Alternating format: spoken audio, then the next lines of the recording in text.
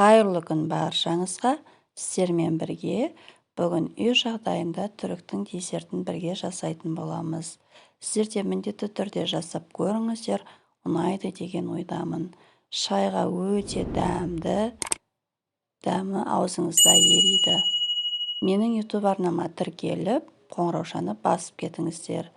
Ең алдымен алдын ала өлшеп алынған какаомызға қайнап тұрған ыстық суымызды араластырып, осындай масса жасап, дайындап бір шетке қалдырып қоямыз.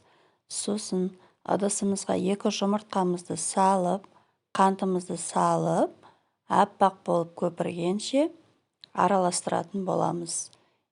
Миксердің жай жылдамдығынан жоғарғы жылдамдығына дейін көтеріп, осылай миксерлеп бастаймыз. Массамыз неғұрам аппақ болып көтерілсе, бисквиттарымызда солғырам піскенде биік болып шығатын болады. Міне дайын массамыздың үстіне алдын ала жасап қойған какао қосылған массамызды қосып, бір келкі етіп араластырып аламыз. Венчикпен болмаса, миксермен араластырсаңыздар да болады. Міне үстінен еріп тұрған майымызды құямыз, тағы да араластырамыз. Бір келкі масса болғанша, міне осындай бір келкі масса болып шығады. Өздеріңіз көріп тұрғандай. Осы дайын массамыздың үстіне алдын ала өлшеп алынған, електен өткізілген ұнымызды, қопсытқышымызды салып, тағы да араластырамыз. Жасалуы өте оңай, әрі жылдам. Сіздер де жасап көріңіздер, сіздерге де ұнайды деген ойдамын. Міне осындай массамыз шықты, артық ұн салудың қажеті жоқ.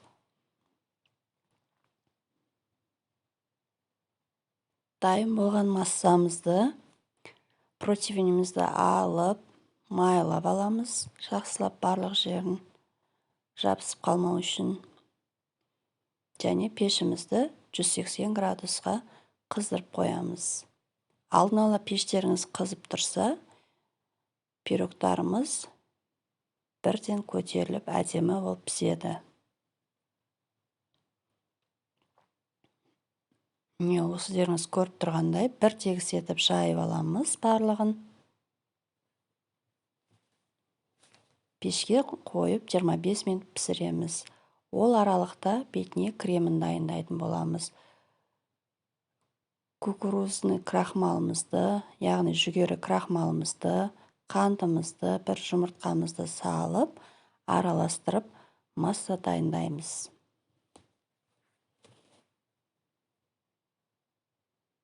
Осылай шанышқының көмегімен және үстінен аз-аздан ұнымды салып, алдын ала дайындап қойған сүтімнің аз бөлігін құйып, бір келкі болғанша жайлап, қозғап, араластырамыз. Міне өздеріңіз көріп тұрғандай бір келкі масса шықты менде. Осы дайын болған массамызды отқа қойған сүтіміздің үстіне құйып, тоқтаусыз араластырып тұрамыз. Оттың астын азайтып қойыңыздар, асты жабысып қалуы мүмкін, күйіп кетуі мүмкін. Міне осылай араластырып, қоймалжың масса болғанда дайын болады креміміз.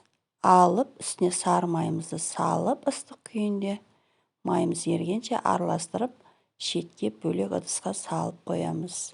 Міне пирогымыз дайын, пісті, өздеріңіз көргенде жұп-жұмсақ. Осы суығаннан кейін шпажканың көмегіменен барлық жерін бір келкі етіп тесіп шығамыз. Міне осылай тесіп шығамыз. Алдын ала сүтімізді ыстып алып, бір қасық қантымызды салып араластырып, пропиткамызды үстіне толықтай барлық жеріне құйып шығамыз. Суыған соң үстіне кремімізді құйып, бір тегіс етіп жайып аламыз. және қалауларыңыз бойынша шоколад құйсаңыздар да болады, бетіне ганаш жасап, болмаса мен сияқты какаомен сеуіп шықсаңыздар да болады. Барлығы өз фантазияларыңызға байланысты жасай берсеңіздер болады. Мен барлық жеріне какаоны елештен өткізіп сеуіп шықтым. Және менде апельсин болған. Сол апельсинімді турап, әсемдік үшін бетіне қойып шықтым.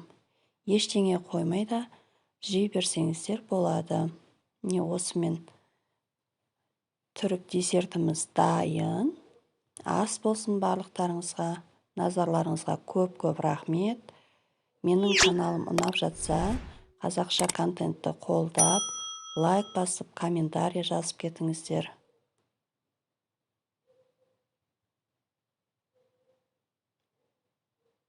Тіркелмеген болсаңыздар, каналыма тіркеліп, қоңыраушаны басып кетіңіздер. Міне осылай әп-әдемі болып, дайын болып шықты. Өте жұмсақ, нәзік, ауызда ериді. Шайға өте дәмді үйлесетін пирогтардың бірі. Бір жасағаннан мінсіз болып шығады. Сіздер де жасап, отбасыларыңызды қуантыңыздар.